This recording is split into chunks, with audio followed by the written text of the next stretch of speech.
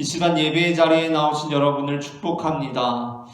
오늘 저는 앞서 읽은 마태복음 14장 15절부터 21절까지의 본문으로 떡 5개와 물고기 2마리를 가지사라는 제목의 설교를 하려고 합니다. 전해지는 말씀 가운데 하나님의 은혜가 있기를 바랍니다. 오늘 본문은 오병이어의 이적을 우리에게 보여주고 있습니다. 오병이어의 이적은 예수님께서 행하신 이적 중에서 유일하게 마태와 마가, 누가, 요한복음 이렇게 4개의 복음서에 모두 나오고 있는 이적입니다. 예수님께서 행하신 이적 중에 가장 대중적으로 알려진 이적 중에 하나라고 할 수 있을 것입니다. 말 그대로 예수님께서 베푸신 수많은 이적 중에 그 이적 중의 이적이라고 할 수 있겠는데, 그래서 그런지 너무나 대단한 이적이어서 그 상황 자체가 잘 상상이 되지 않는 이적이기도 합니다. 사실 우리가 예수님께서 행하신 여러 가지 이적들을 우리는 이미 살펴보았습니다. 하지만 물론 그것들 역시 과학적으로 설명되지 않는 것들이기는 하지만, 그래도 우리가 상상력을 발휘해서 그 장면을 상상해 볼 때 대부분의 이적들을 그다지 어렵지 않게 상상해 볼 수 있습니다. 예수님께서 행하신 대부분의 이적들은 그다지 어렵지 않게 우리가 상상해 볼 수 있는 장면입니다. 예를 들어서 예수님께서 맹인들의 눈을 만져주셔서 그들의 다시 보게 되거나 말 못하는 사람이 다시 말을 하게 되는 그러한 장면들은, 물론 그것들 역시 그것 자체가 과학적으로 설명이 되는 장면은 아니지만 우리가 상상력을 발휘해서 상상을 해보면 어렵지 않게 그 장면을 상상할 수가 있습니다. 심지어 예수님께서 십자가에 달려 죽으셨다가 사흘 만에 다시 살아나시고 하늘로 승천하셨다라는 말씀도 상상을 해보면 비과학적이지만 과학적으로 어떻게 설명할 수는 없지만 상상을 해보면 상상이 됩니다. 그 이미지가 떠오른다는 것입니다. 그런데 오병이어의 이적만큼은 이 장면 자체가 잘 상상이 되지를 않습니다. 제자들이 가지고 있던 것은 분명히 떡 5개와 물고기 2마리가 전부였습니다. 그런데 그것을 무리에게 주기 시작하자 여자와 어린이 외에 남자 성인만 5,000명이 넘는 무리가 그것을 배불리 먹었고, 그러니까 여자와 어린이까지 포함하면 남자 성인 5,000명이 넘는 더 많은 사람들이 그것을 배불리 먹었고, 또 남은 조각이 12바구니에 찰 정도였습니다. 우리는 이 장면을 상상하려고 할 때 굉장히 곤혹스럽습니다. 저는 예수님의 일대기를 가지고 영화로 연출하는 감독들이 가장 고민스러워할 장면이 바로 이 장면일 것이라고 생각합니다. 어떻게 피해가고 싶어도 마가, 마태, 누가, 요한에 다 나오기 때문에 피해갈 방법도 없습니다. 저는 마태복음에 따랐습니다, 마가복음에 따랐습니다, 누가복음이나 요한복음에 따랐습니다 라고 피할 여지가 없습니다. 4복음서에 다 나오기 때문에 이 장면을 연출하는 것이 굉장히 고민스러울 것입니다. 도저히 그림을 어떻게 그려야 하는지 감이 오질 않습니다. 어떠한 방식으로 연출해도 너무나 어색한 연출이 되고 말 것입니다. 분명히 떡은 5개입니다. 분명히 떡은 5개입니다. 물고기는 2마리여야만 합니다. 그렇다고 그 떡 하나를 무슨 쌀 한 가마니로 찐 것처럼 크게 하고 생선을 무슨 참치처럼 굉장히 큰 물고기로 가져온 것이 아닙니다. 그냥 한 사람이 소지할 만한, 요한복음에 의하면 그 전체의 양이 어린아이가 들고 다닐 만한 분량이었습니다. 떡 5개와 물고기 2마리가 무슨 쌀 한 가면이나 무슨 참치처럼 큰 물고기도 아니고, 그렇다고 비교적 커서 좀 비교적 큰 정도가 아니라 어린아이 하나가 들고 다닐 만한 분량이었습니다. 그런데 지금 그려야 하는 그림은 어떤 그림입니까? 어떠한 연출을 해야 합니까? 그것을 5,000명이 넘는 사람들이 배불리 먹는 그림이 나와야 하는 것입니다. 그래서 어떤 사람들은 이 본문을 이렇게 읽을 때 이게 이적이긴 이적이라고 하더라도 이 장면 자체를 상상하는 것이 너무나 어려운 일이기 때문에 19절과 20절 사이에 생략된 부분이 있다라고 주장하기도 합니다. 그 생략된 내용이라는 것은 바로 그 제자들이 무리들에게 자신들이 가지고 있는 음식 떡 5개와 물고기 2마리, 사실 조금 비록 부족하긴 하지만 자기들이 가지고 있던 전부를 무리에게 내어주었을 때 무리들이 그 모습에 감명을 받아서 한 사람 한 사람 자기의 도시락을 꺼내기 시작했다는 것입니다. 그러니까 여기 19절부터 20절이 어떻게 되어 있습니까? 무리를 명하여 잔디 위에 앉히시고 떡 5개와 물고기 2마리를 가지사 하늘을 우러러 축사하시고 떡을 떼어 제자들에게 주시매 제자들이 무리에게 주니, 그리고 20절 다 배불리 먹고 이 사이에 무리에게 주니, 그 무리들이 너무나 감격을 받아서 아니 이 도시락은 제자들이 다 먹기에도 부족한데 이걸 다 우리한테 준 거야 하면서 너무 감격해가지고 자기들이 사실 저희도 도시락이 있었어요 하면서 꺼내기 시작하면서 다 배불리 먹게 되었다. 다 배불리 먹고 20절이 여기에서 등장한다는 것입니다. 이렇게 되니까 음식을 많이 싸가지고 온 사람이나 적게 싸가지고 온 사람이나 아니면 아예 못 싸가지고 온 사람이나 다 서로 나누어 먹고서 남은 조각이 12바구니에 차게 되었다는 것입니다. 오늘날에도 그러한 말들이 많이 있지 않습니까? 지금 이 지구에 있는 모든 에너지라든가 모든 음식을 우리가 다 같이 나누어 먹으면 사실 다 배불리 먹을 수 있는 양인데 그것이 불공평한 방식으로 나누어지다 보니까 공정이 이루어지다 보니까 지금도 굶어 죽는 사람이 있다라는 그러한 이야기가 있습니다. 그것을 다 같이 나누어 먹고 다 같이 어떠한 공평한 방식을 통해서 나누어 먹으면 모두가 배불리 먹을 수 있는 양인데 그렇지 못한 시스템에 우리가 살고 있다라는 말들을 하기도 합니다. 그런 것처럼 이 본문에서도 예수님의 제자들이 무리들에게 자기들의 도시락을 내놓자 무리들도 많이 싸운 사람이든 적게 싸운 사람이든 다 그 도시락을 꺼내서 나누어 먹기 시작했고 모두가 다 배불리 먹게 되었다는 것입니다. 그렇게 이러한 주장은 우리도 우리가 가지고 있는 것들을 다른 이들에게 내어줄 때 하나님의 놀라운 일들이 나타날 것이라고 결론 짓습니다. 물론 이것은 유의미한 해석입니다. 그리고 이렇게 결론이 방향 지어지는 것은 예수님의 가르침에도 그 정신이 부합하기 때문에 아주 잘못된 해석이라고는 할 수 없을 것입니다. 우리는 우리의 가진 것들을 다른 사람들에게 내어줄 때, 희생할 때, 헌신할 때, 예수 그리스도의 정신을 실천할 때 그곳 가운데 하나님의 능력이 임하고 그 나라가 임한다는 것을 알고 있습니다. 하지만 이러한 주장은 한 가지 허점을 가지고 있는데 이러한 주장은 본문의 생략된 부분을 상정하고 그 생략된 부분에 대한 과감한 해석을 시도하면서도 그러니까 이 본문에서 생략된 부분을 상정하고 있죠. 19절과 20절 사이에 생략된 부분이 있다라고 상정하고 그 생략된 부분에 대해서 과감한 해석을 시도하고 있습니다. 그렇지 않습니까? 도시락을 다 꺼내놓았다는 그러한 과감한 해석을 시도하면서도 한편으로는 본문에 명백하게 기록되어 있는 아주 중요한 대목에 대해서는 별로 개의치 않고 생략하는 우를 범하고 있습니다. 그것은 바로 예수님께서 제자들에게 무리들에게 그것을 나누어 주라라고 주시기 전에 먼저 그것을 내게로 가져오라라고 말씀하신 부분입니다. 오늘 보면 17절부터 19절입니다. 제자들이 이르되 여기 우리에게 있는 것은 떡 5개와 물고기 2마리 뿐이니이다. 이르시되 그것을 내게 가져오라 하시고 떡 5개와 물고기 2마리를 가지사. 아멘. 오늘 마태복음에서 강조되고 있는 부분이 바로 이 부분입니다. 이 부분은 사실 예수님께서 만일 제자들에게 너희가 가지고 있는 음식을 다른 이들에게 주어라. 그렇게 한다면 하나님의 놀라운 일을 경험하게 될 것이다 라는 가르침을 주시고자 하셨다면 그러니까 아까 그렇게 주장하던 사람들이 주장하던 것과 같이 예수님께서 너희가 가지고 있는 음식을 다른 이들에게 주어라. 그렇게 한다면 하나님의 놀라운 일을 경험하게 될 것이다 라는 가르침을 주시고자 하셨다면 굳이 하실 필요가 없는 말씀이고 행동이었습니다. 그렇지 않습니까? 만일 예수님께서 제자들에게 너희가 가지고 있는 음식을 다른 사람들에게 줄 때 그렇게 할 때 하나님의 놀라운 일을 경험하게 될 것이다 라는 가르침을 주시고자 하셨다면 그냥 제자들로부터 여기 우리에게 있는 것은 떡 5개와 물고기 2마리 뿐입니다 라는 말을 들었을 때 그것을 무리에게 주어라 라고 말씀하시면 됩니다.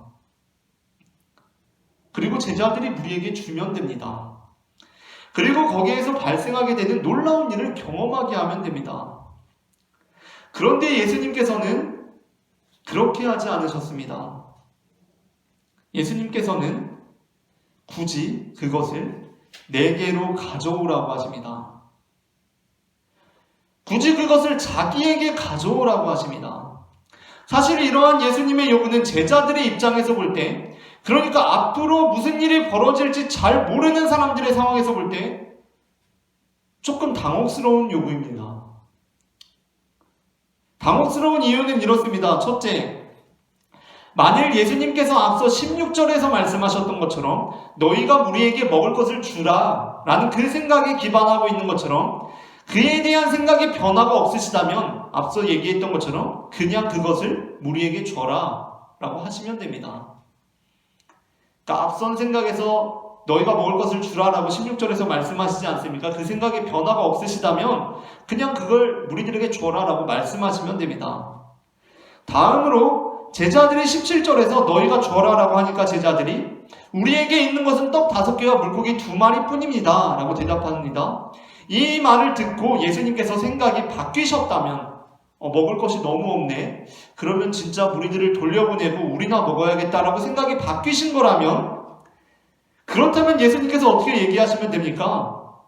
그래, 그럼 그냥 너희끼리 나눠 먹고 우리들은 돌려보내자라거나, 그래도 스승이니까, 내가 스승이니까 떡 하나 하고 물고기 하나 정도는 그럼 나한테 가져와라 라고 하시면 이해가 됩니다.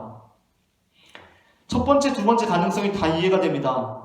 원래 주라고 하셨으니까, 원래 무리들한테 그걸 주라고 하셨으니까 무리들에게 줘라라고 해도 이해가 되고, 제자들이 우리 먹을 것 너무 부족합니다. 떡 5개와 물고기 2마리가 전부입니다 라고 하니까 생각이 바뀌셨으면, 그러면 그 중에 일부만 나한테 가지고 와라. 나도 좀 먹어야지. 일부만 날 줘라 라고 하셨어도 이해가 됩니다.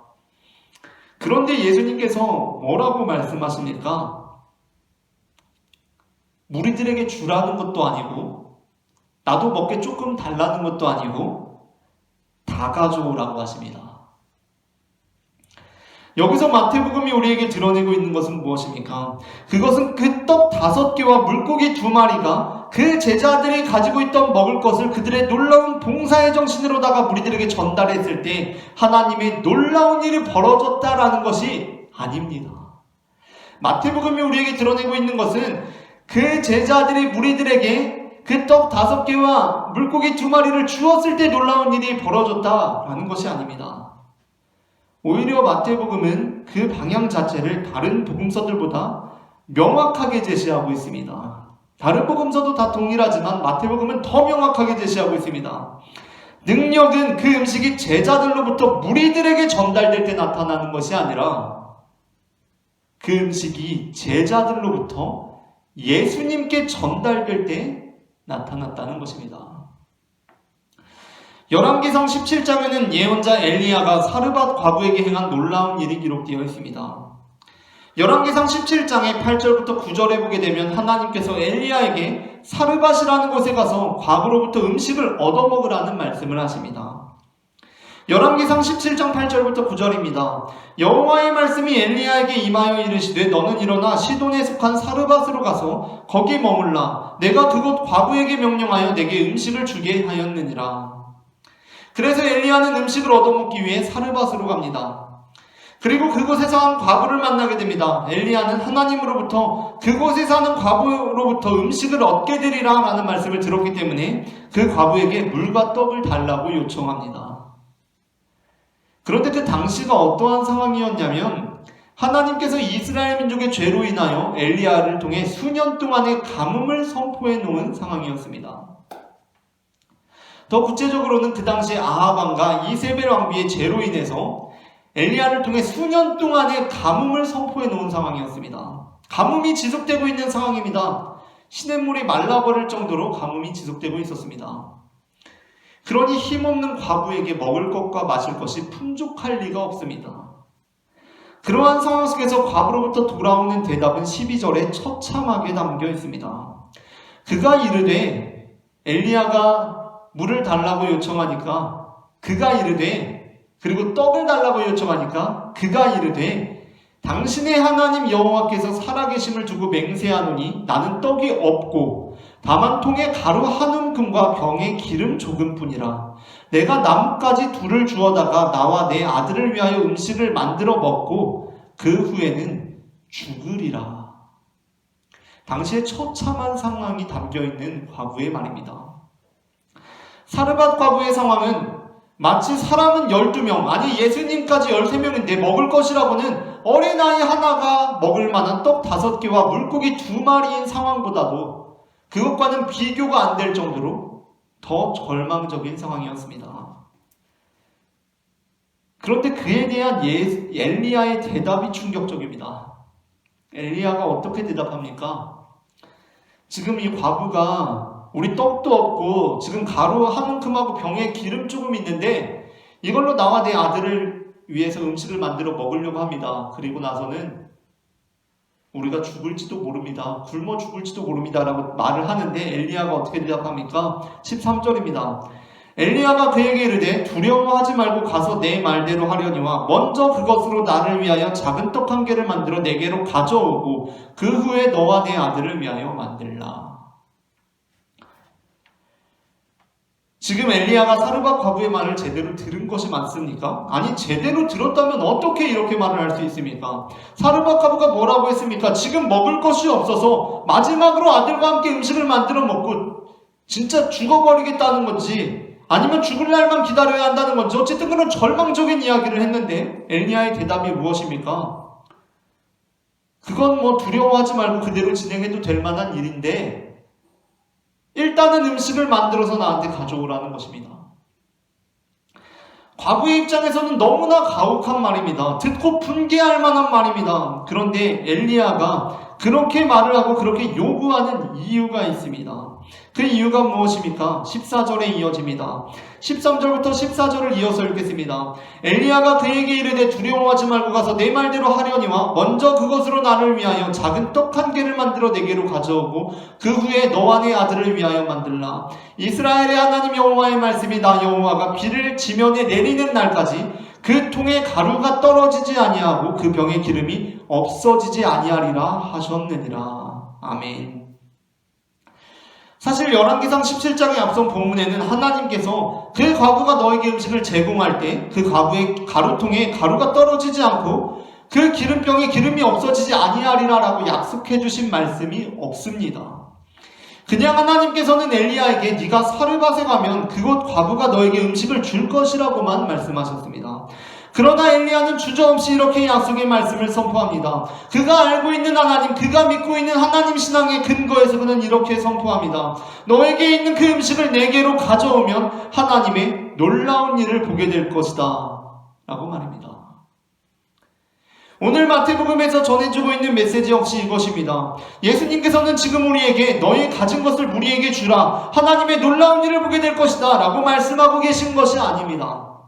예수님께서는 이렇게 말씀하십니다. 내게로 가져오라. 내게로 가져오라 라고 말씀하십니다. 언뜻 보기에는 너무한 거 아닌가 싶습니다. 대체 무슨 소리를 하는 거지 싶습니다. 아니, 지금 먹을 것이 없어가지고 남은 재료로 아들이랑 음식해서 나눠 먹으려고 하는데 그걸 달라고 합니다. 진짜 벼룩에 간을 빼먹는 일입니다.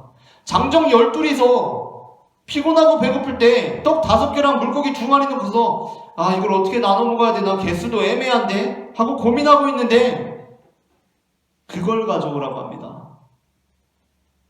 일단 나한테 가져오라고 합니다. 우리는 일상생활 속에서 그 일단이라는 말에서 불길함을 감지할 수 있습니다. 일단 가게 되면 그게 다시 나에게 돌아올 일은 거의 없기 때문입니다. 더군다나 예수님의 말씀은 어떻습니까? 예수님의 말씀은 그 음식의 일부를 가져오라는 것이 아니었습니다. 예수님께서는 엘리야와 달리 그 음식을 전부 요구하고 있습니다. 그 음식에 대해서 우선적으로 요구하고 계신 것이 아니라 그 음식을 전부 요구하고 있습니다.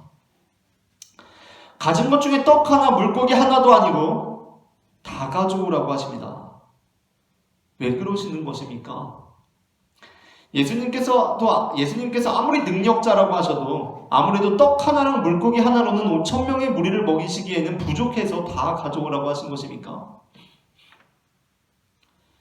그래도 떡 5개랑 물고기 2개 정도는 있어야 5,000명을 다 먹이실 수 있으실 것 같아서 하나도 빠짐없이 다 가져와라 라고 하신 것입니까? 아닙니다. 사실 떡이 하나든지 2개든지 물고기가 반마리든지 1마리든지는 중요하지가 않습니다. 다만 예수님께서 요구하시는 것이 있습니다. 그것은 바로 그 전부를 가져오라는 것입니다. 누가복음 21장 1절부터 4절에는 예수님께서 한 과부의 헌금에 대해서 칭찬하시는 장면이 나옵니다. 누가복음 21장 1절부터 4절입니다. 예수께서 눈을 들어 부자들이 헌금함에 헌금 넣는 것을 보시고 또 어떤 가난한 과부가 2렙돈 넣는 것을 보시고 이르시되 내가 참으로 너희에게 말하노니 이 가난한 과부가 다른 모든 사람보다 많이 넣었도다. 저들은 그 풍족한 중에서 헌금을 넣었거니와 이 과부는 그 가난한 중에서 자기가 가지고 있는 생활비 전부를 넣었느니라 하시니라. 아멘. 우리가 2렙돈이 어느 정도의 금액인지는 잘 알 수 없지만 그냥 이 본문의 맥락을 보더라도 부자들은 굉장히 많이 헌금을 하였는데 과부는 2렙돈이라는 적은 금액을 헌금을 하였다라는 것을 알 수 있습니다. 그런데 예수님께서 이 과부를 칭찬하시는 이유가 무엇입니까? 우리가 애써 그렇게 이해하고 싶은 것처럼 과부가 비록 헌금은 적게 했지만 마음과 정성을 다해서 했기 때문이 아닙니다. 부자들은 막 의시되면서 또는 헌금을 많이 하기는 하지만 뭔가 마음과 정성이 뭔가 안 담긴 진정성이 없는 헌금을 했지만 과부는 비록 적은 금액일지라도 마음과 정성을 다해서 진정성을 담아서 헌금을 했기 때문에 예수님께서 칭찬해 주신 것이 아닙니다. 외면하고 싶지만 외면할 수 없는 구절이 있습니다. 무엇입니까? 예수님께서 그 과부를 칭찬하시는데 칭찬하시는 이유가 그 과부가 생활비 전부를 넣었기 때문이라는 것입니다. 예수님께서 원하시는 것은 많이가 아닙니다. 또 우리가 그렇게 이해하고 싶은 것처럼 적지만 마음과 정성과 진정을 담아서 하는 것이 아닙니다. 예수님께서 원하시는 것은 전부입니다. 떡 5개와 물고기 2마리가 있으면 그 중에 떡 5개만 또는 물고기 2마리만 원하시는 것이 아니라 전부를 원하십니다. 예수님께서는 하늘 아버지께서도 우리의 전부를 원하시는 분이라고 말씀하십니다. 여호수아 7장과 사도행전 5장에 기록되어 있는 말씀이 바로 그것을 보여주고 있습니다. 이스라엘 민족이 기적적으로 여리고성을 점령한 여호수아 6장이 끝나자마자 여호수아 7장은 하나님께서 우리에게 원하시는 것이 무엇인지 명백하게 드러내 보여주고 있습니다. 여호수아 7장 그곳에는 한 사람 아간의 범죄에 대해서 기록하고 있는데 그가 행한 일이란 무엇이었냐면 전쟁 중에 노략한 물건, 그러니까 하나님께 온전히 바쳐야 할 물건 중에 일부를 취한 것이었습니다. 하나님께서는 그 일로 인하여 이스라엘 민족을 책망하시며 이스라엘 민족에 대해서 진노하십니다. 또한 사도행전 5장에는 신약에는 정말 드물게 등장하는, 거의 등장하지 않는 매우 무시무시한 장면이 나오고 있습니다. 그것은 아나니아와 삽비라라는 초대교회의 성도에 관한 것인데 그들은 하나님께 가진 것의 전부를 드리지 않고 그 일부를 감추었다가 하나님의 심판을 받게 됩니다. 자신들이 가진 것의 전부를 하나님께 드리지 않고 그 일부를 감추었다가 하나님의 심판을 받게 됩니다. 사도행전 5장 1절부터 6절입니다. 아나니아라 하는 사람이 그의 아내 삽비라와 더불어 소유를 팔아 그 값에서 얼마를 감추매 그 아내도 알더라. 얼마만 가져다가 사도들의 발 앞에 두니 베드로가 이르되 아나니아여 어찌하여 사탄이 내 마음에 가득하여 내가 성령을 속이고 땅값 얼마를 감추었느냐. 땅이 그대로 있을 때에는 내 땅이 아니며 판후에도 내 마음대로 할 수가 없더냐. 어찌하여 이 일을 내 마음에 두었느냐. 사람에게 거짓말한 것이 아니오 하나님께로다. 아나니아가 이 말을 듣고 엎드려져 혼이 떠나니 이 일을 듣는 사람이 다 크게 두려워하더라. 젊은 사람들이 일어나 시신을 싸서 메고 나가 장사하니라. 무시무시한 말씀입니다. 그렇다면 우리는 이제 어떻게 해야 합니까? 우리는 지갑 탈탈 털어서 생활비 전부를 하나님께 드려야 합니까? 아간처럼 되는 것이 두려워서 하나님께서 우리에게 주신 것들을 주실 때마다 족족 하나님께 갖다 바쳐야 합니까?